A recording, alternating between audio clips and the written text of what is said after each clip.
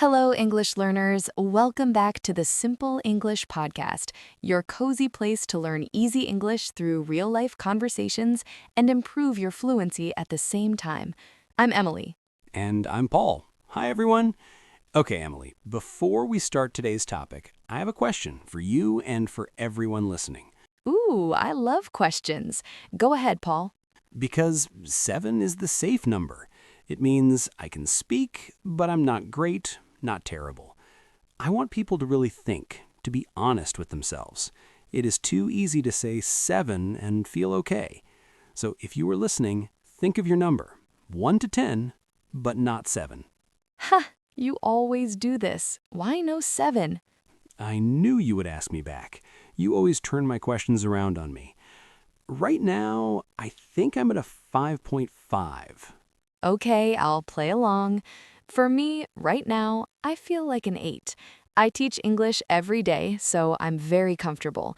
But Paul, what's your number? Because I understand almost everything when native speakers talk, like you, Emily. If you speak slowly, I get maybe 90%, but when I need to speak, sometimes the words just hide in my brain. They don't come out fast.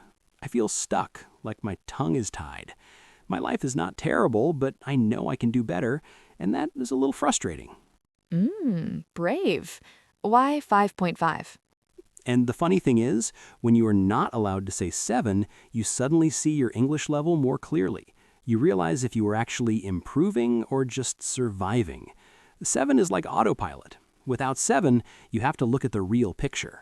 I like how honest that is, and maybe you listening have a number in your head now. 4, 6, 3, 8? Something like that. Yeah, today we are talking about a very common problem for English learners, the fear of making mistakes. Why do we feel so embarrassed? Why do we freeze like a computer when someone asks us a question in a shop or on the street? And most importantly, how do we fix it and start speaking? Yes, and that is exactly why we are here today. Not to judge your number, but to help you move to the next one. And today's topic is perfect for that. Ugh, that's a brutal question. It hits hard. Because for many people, the honest answer is no. They would not be okay. But their habits are still the same every single day. They do the same things and hope for a different result. Great topic, because if nothing changes in the way you practice English and you reach December with the same number, would you be okay with that? We will talk about why making mistakes is actually a good thing, like a secret superpower, why perfectionism kills your fluency completely, and how to build confidence step by step, even if you are very shy. If you feel that, you're in the right place. The year has already started, but the story is not finished. And that is exactly what this episode is about, your English comeback. Not a perfect fantasy, but real progress from where you are right now. And if you are A1 or A2, you can still stay with us. Some parts will feel challenging, like climbing a small hill, but that is how your brain grows stronger. You can always listen again tomorrow and you will catch more every time. Repetition is the key. And yes, we will do all of this in English that you can understand. This is a B1 to B2 level episode, so the language will be natural, but we will speak clearly, repeat important ideas, and explain new vocabulary as we go. And if that is you, this episode is for you. Before we go deeper, one small request from us. Maybe right now you are on a bus or at your desk or lying in bed with your phone in your hand thinking, I really want to speak English better, but I'm scared. Every like, comment, and share helps more learners find the Simple English podcast and tells YouTube this is good for people who want real English and real progress. It helps us grow this community. Yes, if you enjoy learning with us, please like this episode, subscribe to the channel, and maybe share it with one friend who also wants to improve their English. For example, I'm a 5 and I feel nervous, or I'm an 8 and I feel excited. Be honest, funny, or serious. Both are okay. We read them all, I promise. And we really love reading your comments, so here is our question for you today. In the comments, write 2 things: your number from 1 to 10 for your English confidence right now, and 1 word that describes how you feel when you try to speak English. Let's jump in. Emily, you were a teacher. You see students every day in class and online. What is the number one fear they have? The big monster under the bed. For example, I'm a 5 and I feel nervous, or I'm an 8 and I feel excited. Be honest, funny, or serious. Both are okay. I feel that deeply. When I speak English, sometimes I stop in the middle of a sentence because I think, is this grammatically correct? Is this the right word? And then I just say nothing. The conversation goes quiet. It is awkward. And later in the episode, we will also have a short vocabulary review. We will take the most important words and expressions from today and explain them slowly so you can really own them. Really? They don't judge me? They don't laugh inside? And remember, when these words appear for the first time in our conversation, one of us will quickly explain the meaning in simple language so you do not feel lost. So it is better to speak badly with mistakes than to say nothing at all? So, new goals, old fears, and that quiet part of you that still believes you can speak fluently. Let us start by talking about the biggest problem, the fear of making mistakes. Why does it happen, and how do we beat it? Without a doubt, it is the fear of looking stupid. Students are afraid that people will laugh at them if they say something wrong. Growth mindset. I like that concept a lot. So I should celebrate my mistakes. Maybe not with a cake, but accept them? Exactly, and that is the problem. You stop. But here's the truth, Paul. Native speakers don't care about your small mistakes. Okay, but what about pronunciation? Sometimes I say a word and people look at me like, what did you say? Their eyes go big. That feeling is absolutely terrible. I want to hide under a table. No, if someone is talking to you, they want to understand your idea. They don't care if you forget the S for he or she. When you stop speaking, the conversation dies. When you keep going, even with mistakes, the conversation lives. That is a beautiful way to think about it. So I need to be like a baby. Fall down, cry a little, then stand up and try again. Yes, speaking badly today means speaking better tomorrow. If you say nothing, you learn nothing. We call this a growth mindset. You see mistakes as steps, not as failures. Okay, let's talk about practice. What is the best way for someone listening right now to practice and lose this fear in daily life? Maybe don't throw a party, but yes, accept them. Every mistake is a sign that you are trying, and trying is the only way to improve. Talk to myself? People will think I'm crazy if they hear me in the supermarket. But I get it. In private, it is safe. It is embarrassing, I know, but think about children. When a baby learns to walk, they fall down. Do we say, "Oh no, you are terrible at walking, give up"? No, we say, "Good try, stand up again."